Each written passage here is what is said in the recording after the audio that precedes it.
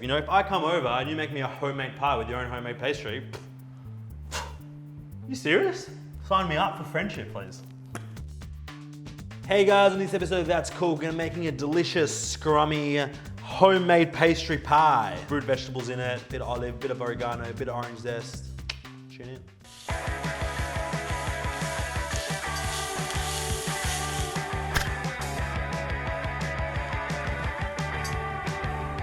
First thing we're gonna do, we're gonna make our own shortcrust pastry for the pie. We're gonna need 500 grams of flour, and we're gonna need 250 grams of cold diced butter. So I've just diced this butter into like 2 centimeter pieces, and I've popped it actually in the freezer for like an hour, and it's really, really cold. And we want it to be cold because we want to crumble like the butter and the flour together, so we get a really nice short pastry.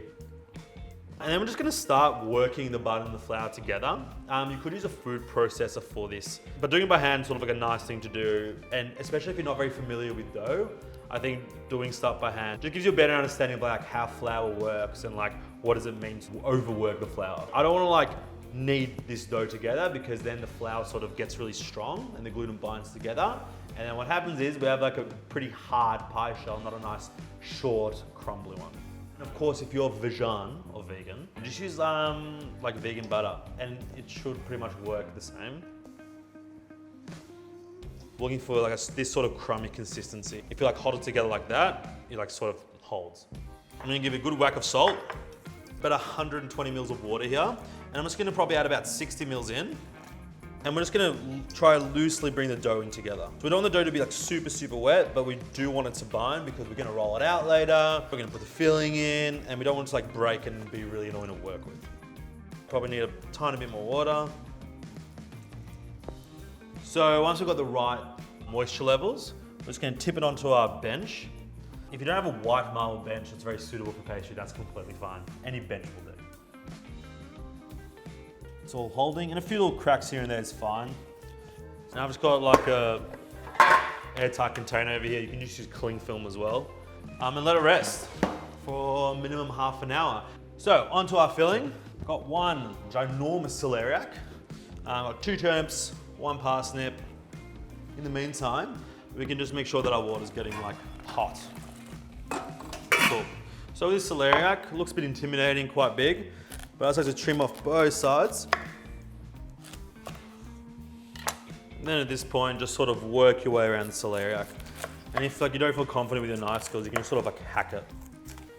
And with this guy, we're just gonna like cut it in half. And then we're looking for about like 2 centimeter dices, but just so everything cooks evenly. And add to our turnips. Of course, if you don't like these particular vegetables, use whatever you want. Potato will probably be pretty good in here. Sweet potato, sweets, Jerusalem artichokes, similar size as celeriac. The humble parsnip.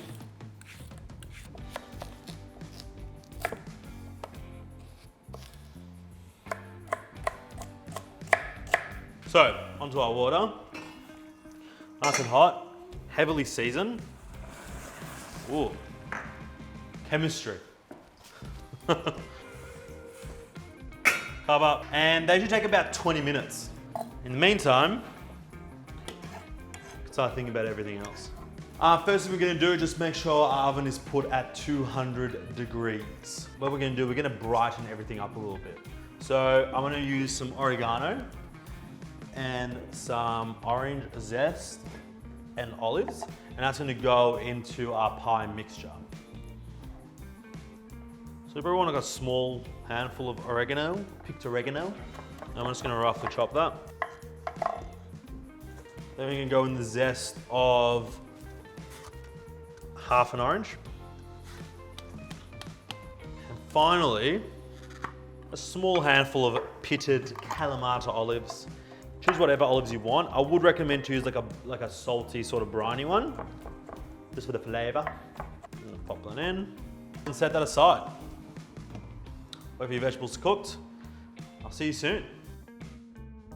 I've taken the vegetables off the heat, and I'm just gonna drain them really well. Let it steam for a little bit.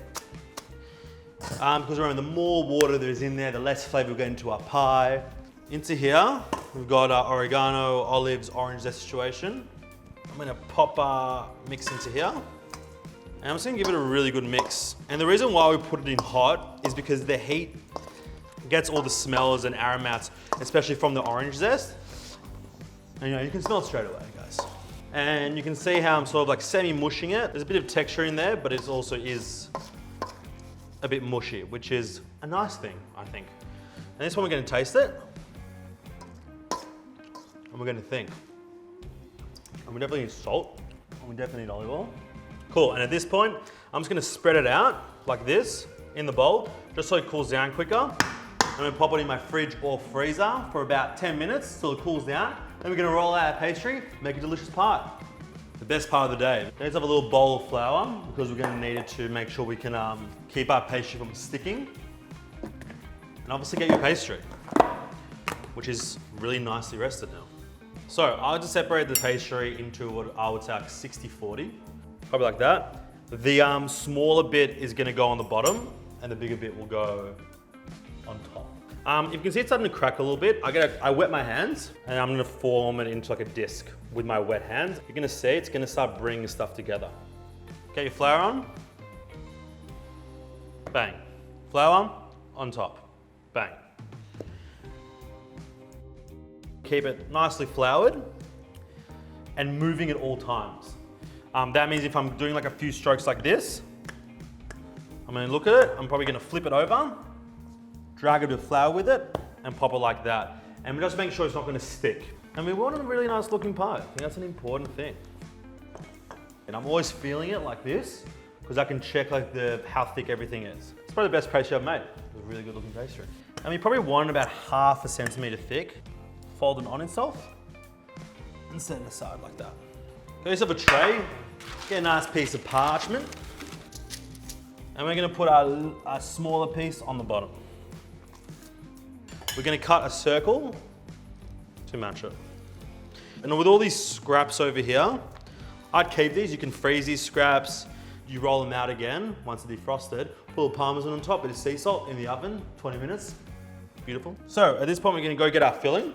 It doesn't need to be like fridge cold, but you just don't want it super hot because then the pastry sort of doesn't respond very well to very hot things poured into it. So I'm pouring it all in the middle, nice and high. Now the fun part.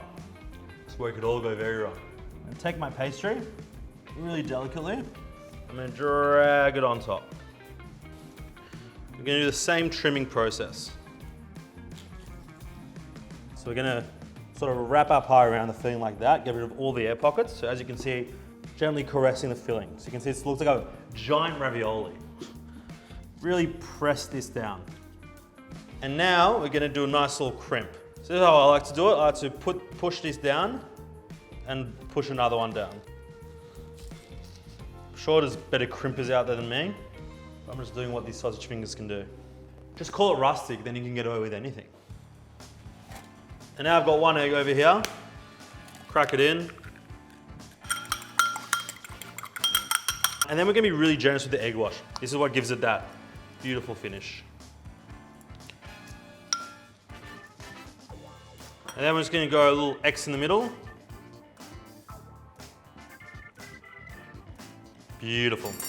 And now we're going into a 200-degree oven on convection for 45 minutes. Could need up to an hour depending on your oven, but that should do it. And if you can see it's going to be too brown on top, put it on 180. Alrighty guys, so we've been on 200 degrees for 45 minutes with this delicious root vegetable pie. We had a little peek. I had a little peek before, so I know it's ready. And it's beautiful. It's nice and golden brown all the way around. You can see where I sort of fucked the egg glaze, the little glaze up a little bit, but that's fine, you know. This is it's home cooking. If I was you guys, I'd let it sit for about 15 minutes to half an hour, just so we can like, the crust can set a bit more, and when you eat it, you're not like scalding your tongue.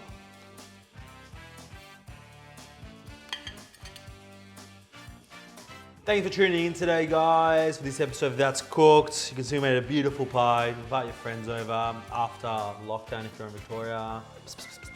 And make this gorgeous pie. This pie stands up. Oh. Come on. Delicious.